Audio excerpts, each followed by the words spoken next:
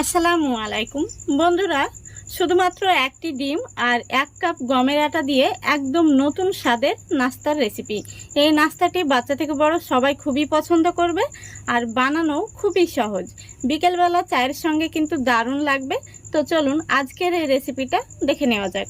রেসিপিটা ভালো লাগলে লাইক কমেন্ট শেয়ার করতে ভুলবেন না আর চ্যানেলটি সাবস্ক্রাইব করে রাখার অনুরোধ রইল। তাহলে চলুন শুরু করা যাক। তো বন্ধুরা, প্রথমেই এখানে আমি নিয়ে নিচ্ছি একটি ডিম।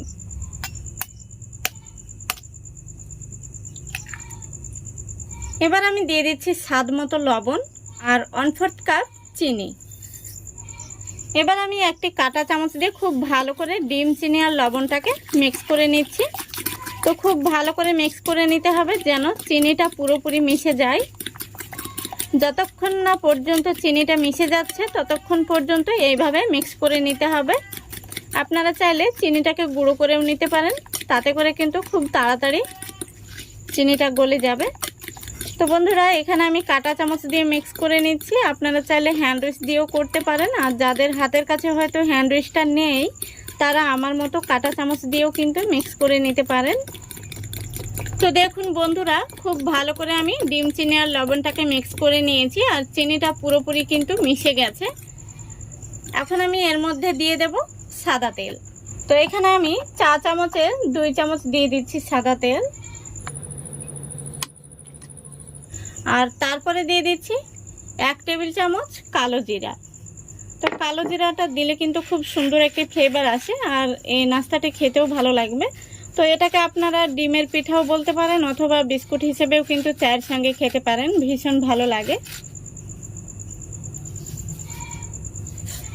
আবারও আমি খুব ভালো করে মিক্স করে নিচ্ছি। দেখুন তেলটা মিক্স করা হয়ে গেলে এখন আমি এর মধ্যে দিয়ে দেব 1 কাপ আটা। তো এখানে আমি মেজারিং কাপ মেপে 1 কাপ গমের আটা নিয়েছি। আপনারা চাইলে ময়দা দিয়েও বানাতে পারেন। তো প্রথমত আমি এই কাঁটা চামচ দিয়ে খুব ভালো করে আটাটাকে একটু মেখে নিচ্ছি। এখন আমি কাঁটা চামচটাকে তুলে নেব। তারপরে হাত দিয়ে খুব সুন্দর করে একটি শক্ত করে ডো মেখে নেব। ডোটা কিন্তু খুব বেশি নরম হবে না, একটু শক্ত টাইপের হবে। তো বন্ধুরা দেখুন, খুব সুন্দর করে আমি একটি ডো মেখে নিয়েছি আর ডোটা কতটা সফট হয়েছে। খুব বেশি কিন্তু নরম করা যাবে না, এরকম একটি টাইট ডো মেখে নিতে হবে। তো এখানে আমি যেহেতু একটি ডিম দিয়ে বানিয়েছি তাই 1 কাপ আটা ব্যবহার করেছি। আপনারা যদি 2টো ডিম দিয়ে বানান তাহলে 2 কাপ আটা বা 2 কাপ ময়দা ব্যবহার করবেন। এখন আমি এই ডোটাকে একটি পিঁড়েতে নিয়ে নেব। তো পিঁড়ের উপর থেকে আমি কিছুটা আটা ছড়িয়ে দিচ্ছি। তারপরে আমি ডোটাকে নিয়ে নিচ্ছি। উপর থেকে আমি আবারও কিছুটা আটা দিয়ে দিচ্ছি।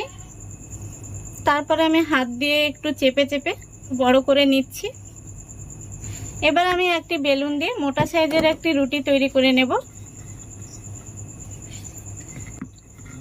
লক্ষ্য রাখতে হবে রুটিটা যেন খুব বেশি পাতলা হয়ে না যায় অথবা খুব বেশি মোটা রাখাও যাবে না। তো আমি আপনাদের দেখিয়ে দিচ্ছি। দেখুন রুটিটাকে আমি বড় করে বেলে নিয়েছি আর রুটিটা এরকম পুরুত্ব হবে। আশা করি দেখতে পাচ্ছেন, এরকম মোটা রেখে কিন্তু বেলে নিতে হবে। এখন আমি নাস্তাগুলো কাটার জন্য এখানে একটি খাপ নিয়েছি। যে কোনো কৌটোর আপনারা খাপ নিতে পারেন। প্রথমত একটু আমি কেটে নিলাম। তারপরে দেখুন আমি এইভাবে অর্ধ চাঁদের মতো নাস্তাগুলোকে শেপ দিয়ে নেব। দেখতেই পাচ্ছেন কত সুন্দর হয়েছে। এইভাবে আমি সবগুলো নাস্তা কেটে নেব, তারপরে আপনাদের দেখাচ্ছি। দেখুন বন্ধুরা, সবগুলো নাস্তা আমি কেটে নিয়েছি। এখন আমি নাস্তাগুলোকে ভেজে নেব। এদিকে দেখুন নাস্তাগুলোকে ভাজার জন্য আমি গ্যাসটা আগে থেকে অন করে তেল গরম হতে বসিয়েছি আর তেলটা খুব ভালো মতো গরম হয়ে গেছে। এখন আমি গ্যাসের ফ্লেমটা একদম লো ফ্লেমে রেখে নাস্তাগুলোকে তেলের মধ্যে দিয়ে দেব। গ্যাসের ফ্লেমটা কখনোই বাড়িয়ে দেবেন না, নইলে নাস্তাগুলো তাড়াতাড়ি কিন্তু উপর থেকে পুড়ে যাবে অথবা কালার চলে আসবে কিন্তু ভেতরটা কাঁচা থেকে যাবে। তো দেখুন যতগুলো নাস্তা ধরবে আমি ঠিক ততগুলো ফ্রাই প্যানের মধ্যে দিয়ে দিয়েছি। বাকি যে নাস্তাগুলো রয়েছে সেগুলো আমি দ্বিতীয় ব্যাচে ভেজে নেব। নাস্তাগুলোকে এইভাবে কিন্তু নাড়াচাড়া করে ভেজে নিতে হবে, তাহলে দেখবেন নাস্তাগুলো সব দিক থেকে খুব সুন্দরভাবে কালার আসবে আর খুব সুন্দরভাবে কিন্তু ভাজা হবে। তো বন্ধুরা, এগুলোকে আপনারা চাইলে ডিমের পিঠাও বলতে পারেন অথবা বিস্কুটও বলতে পারেন। বিকেলবেলা অথবা সকালবেলা চায়ের সঙ্গে কিন্তু এই নাস্তাগুলো বা বিস্কুটগুলো খেতে ভীষণ ভালো লাগবে। দেখুন বন্ধুরা, আমি উল্টে পাল্টে বিস্কুটগুলোকে খুব সুন্দর করে ভেজে নিয়েছি আর কত সুন্দর কালার এসছে দেখুন। তো বিস্কুটগুলোকে আমি এর চাইতে আর খুব বেশি ভাজবো না। এখন আমি বিস্কুটগুলোকে তেল থেকে তুলে নেব। খুব সুন্দর একটি কালার চলে এসেছে।